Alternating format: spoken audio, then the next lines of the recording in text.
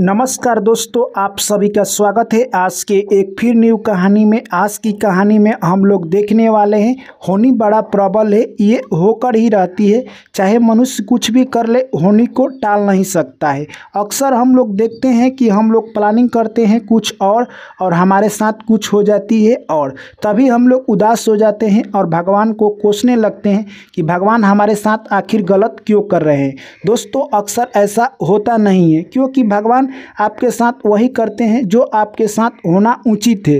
परंतु मनुष्य को तत्कालिक सुख देखकर पता नहीं चलता है कि भगवान हमारे साथ ऐसा क्यों कर रहे हैं। आज की कहानी दोस्तों, अगर आप पूरा सुनते हैं तो आपको बहुत ही ज्ञान की बातें सीखने को मिलेगी, जिससे कि आप अपने ज़िंदगी में उन्नति कर सकते हैं। चलिए कहानी शुरू करें, उससे पहले आप लोग चैनल को सब्सक्राइब कर लीजिए।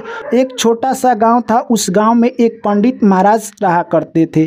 पंडित जी ने सोचा कि मैं अपने घर काफ़ी दिनों से रह रहा हूं, मेरी दोस्त की याद आ रही है। पंडित जी सोचते हैं कि चलकर मैं अपने दोस्त से मिल लेता हूं, क्योंकि काफ़ी दिन अपने दोस्त से मिले हुए हो गया। अगले दिन सुबह होते ही पंडित महाराज अपने दोस्त से मिलने के लिए चल देते हैं। जैसे ही वो रास्ते में जा रहे थे, तभी देखते हैं कि एक व्यक्ति उसी दिशा की ओर जा रहा है। तभी पंडित महाराज कहते हैं कि हे अभिभावक, आपका क्या नाम है, आप किस तरफ जा रहे हैं। तभी वो व्यक्ति बोलता है कि मेरा काल नाम है। यह सब सुनकर पंडित महाराज थोड़े देर के लिए डर जाते हैं और फिर सोचते हैं कि आदमी का नाम बहुत प्रकार का होता है। तभी पंडित महाराज बोलते हैं कि आप इधर जा रहे हैं।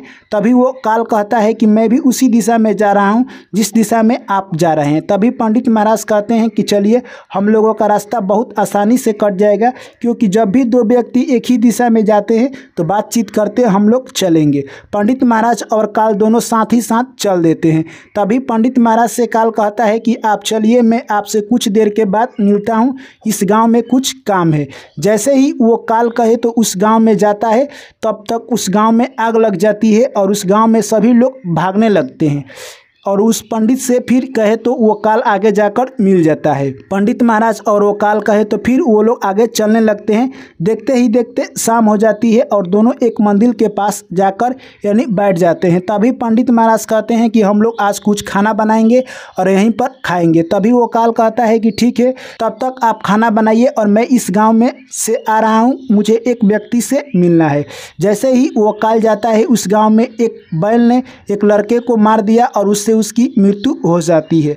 यह बात उस गांव में पूरा हाहाकार मच जाता है और फिर वो कहे तो काल पंडित महाराज के पास आ जाता है और जैसे ही अगले दिन सुबह होती है, वो लोग वहां से निकल जाते हैं।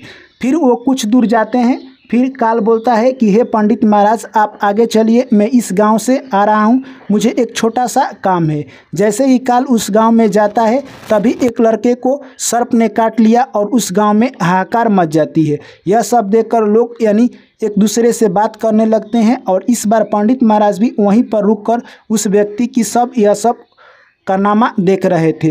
तभी पंडित महाराज कहते हैं कि आप कौन हैं, आप अपने बारे में सच्चाई बताइए। तभी वो काल कहता है कि अभी तक आपने मुझे नहीं पहचाना। तभी पंडित महाराज कहते हैं कि मैं आपको पहचान गया हूँ, परंतु कुछ संशय है, इसीलिए मैं आपके बारे में पूछ रहा हूँ।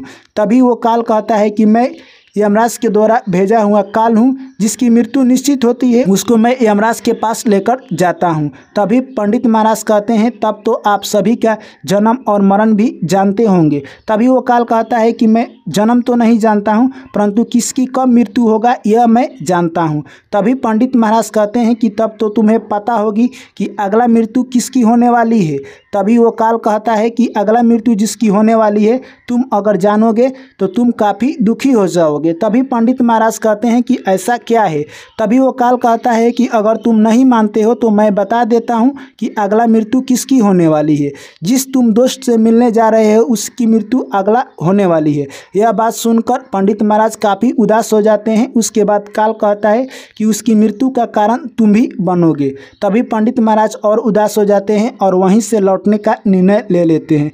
तभी काल कहता है कि तुम अगर यहाँ से लौट जाते हो तभी तुम उसके मृत्यु का कारण बनोगे। और पंडित महाराज वहीं से लौट जाते हैं। तब तक उनका दोस्त यानी कहे तो जो कि लंगड़ा था, वो बोल भी नहीं सकता था और चल भी नहीं सकता था।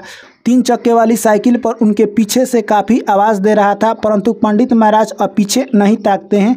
और कुछ देर जाने के बाद एक व्यक्ति ने पंडित महाराज को पीछे तकाया। तब तक देखते हैं कि उनका दोस्त उनको यानी हाथ से इशारा कर रहा है। तभी पंडित महाराज वहाँ से अपने दोस्त से मिलने के लिए जाते हैं और जैसे ही वो जा ही रहे थे तब तक यानी उनका दोस्त का मृत्यु हो जाता है। और जैसे ही पंडित महाराज अपने दोस्त के पास जाते हैं, काफ़ी रोने लगते हैं और कहते हैं कि मैं ही तुम्हारा मृत्यु का कारण बना, क्योंकि पंडित महाराज को उनका दोस्त कब से पुकार रहा था और वो नहीं जा रहे थे। तो आखिरकार जो होनी को मंजूर थी वही हुआ। तब तक वहाँ पर काल पहुँच जाता है और कहता है कि हे पंडित महाराज, जो आप अपने मन में सोच रहे थे कि अगर आप लौट जाते हैं तो होनी आपको छोड़ देगी, ये नहीं होता है। जो होनी में होकर रहता है वही होकर रहता है, उसे कोई टाल नहीं सकता है। तभी पंडित महाराज को पता चल गया कि इस धरती पर होनी होकर रहती है, इसे कोई नहीं मिटा सकता है। तभी पंडित महाराज कहते हैं कि आप मेरे बारे में बताइए कि मेरा मृत्यु कब होने वाला है। तभी काल कहता है कि मृत्यु के बारे में किसी को नहीं बताना चाहिए, क्योंकि जब वो अपने मृत्यु के बारे में जान जाएगा तो वो असली ज़िंदगी जीना छोड़ देगा। तभी पंडित महाराज कहते हैं कि ऐसा कोई बात नहीं है, मैं एक पंडित हूँ, मैं अपने मृत्यु से उदास नहीं रहूँगा। तभी काल कहता है कि तुम मुझे काफ़ी समझदार लगते हो, इसलिए मैं तुम्हारे मृत्यु के बारे में बता देता हूँ। तुम्हारी मृत्यु आज से 6 महीने बाद यानी दूसरे राज्य में होगी और तुम अपने मृत्यु का असली कारण बनोगे, यानी तुम फांसी पर चढ़ने के लिए हाँ कहोगे तभी तुम्हारा मृत्यु होगा। यह सब बात सुनकर पंडित महाराज के दिमाग घूमने लगता है और वो सोचते हैं कि मैं अब दूसरे राज्य में नहीं जाऊंगा और मैं फांसी पर चढ़ने के लिए राजी नहीं होखूंगा और मैं अपने ही राज्य में रहूंगा। वहाँ से काल चला जाता है और पंडित महाराज अपने राज्य में पहुँचते हैं। यह सब बात अपने राजा से कहते हैं। तभी राजा कहते हैं कि इस पंडित महाराज को विशेष सुरक्षा दी जाए और ये अगले 6 माह तक किसी राज्य में नहीं जाएंगे। उनके चारों तरफ सिपाही रहते थे और वो कहीं पर भी नहीं जाते थे, उनके लिए खान पान बहुत अच्छी व्यवस्था थी। ऐसे ही देखते देखते दिन निकलता गया और जिस दिन यानी अंतिम दिन था 6 माह का, उस दिन पंडित महाराज सुबह ही खाकर सो गए कि मैं सो जाऊंगा और कहीं पर दूसरे राज्य में नहीं जाऊंगा और ये दिन निकल जाएगी और मेरे ऊपर जो भी होनी है वो टल जाएगी। तभी तक जैसे ही रात्रि होता है सभी सैनिक सो जाते हैं। पंडित महाराज को यानी नींद में उठकर चलने की बीमारी थी और वो उठते हैं, अपने राज्य से एक घोड़ा निकाल कर वहाँ से चल देते हैं। कोई भी मंत्री उस पंडित महाराज को नहीं बोलता है, क्योंकि पंडित महाराज उस राज्य के फेमस पंडित थे और वो दूसरे राज्य में चले जाते हैं और उस राजा के कक्ष में जाकर रानी के बगल में सो जाते हैं। जैसे ही राजा यह सब देखता है वो काफ़ी क्रोधित हो जाता है और कहता है कि पंडित महाराज को इसी वक्त फांसी दिया जाए। तभी उसका मंत्री बोलता है कि हे महाराज, अभी रात्रि है, कल सुबह में इसे फांसी दिया जाएगा। जैसे ही सुबह होता है राज दरबार में सभी लोग आते हैं। तभी राजा कहते हैं कि इस पंडित को फांसी आज देना है। तभी सभी लोग कहते हैं कि इसने ऐसा गलत कर्म किया है कि इसके साथ ऐसा ही होना चाहिए। यह बात सुनकर पंडित जोर से हंसने लगता है। तभी राजा कहते हैं कि तुम आखिर हंस क्यों रहे हो, तुम्हारा तो फांसी होने वाला है। तभी पंडित कहता है कि मैं उस बात को सोचकर हंस रहा हूँ जो कि मुझे एक व्यक्ति ने बताया था कि तुम दूसरे राज्य में जाओगे और तुम्हारा फांसी के चलते मृत्यु होगा, यानी आज वो बात सत्य हो रहा है। यह सब बात यानी कहे तो सुनकर राजा के मन में कुछ देर के लिए ख्याल आता है कि एक व्यक्ति को यह सब कैसे पता चल गया। तभी यानी कहे तो वो पंडित अपना पूरा कहानी यानी राजा से सुना देता है और कहता है पंडित की, हे महाराज, आपके राज्य में मैं आना नहीं चाहता था।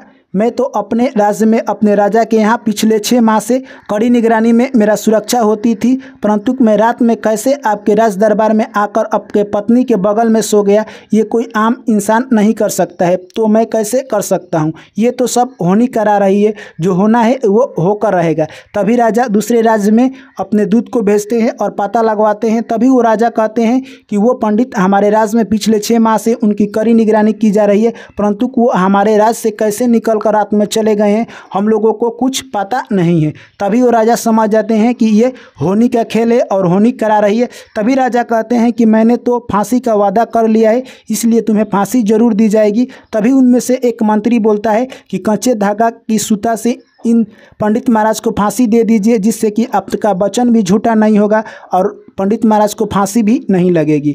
राज दरबार में कच्चे धागा का सूता मंगाया जाता है और उस पंडित महाराज को फांसी दी जाती है।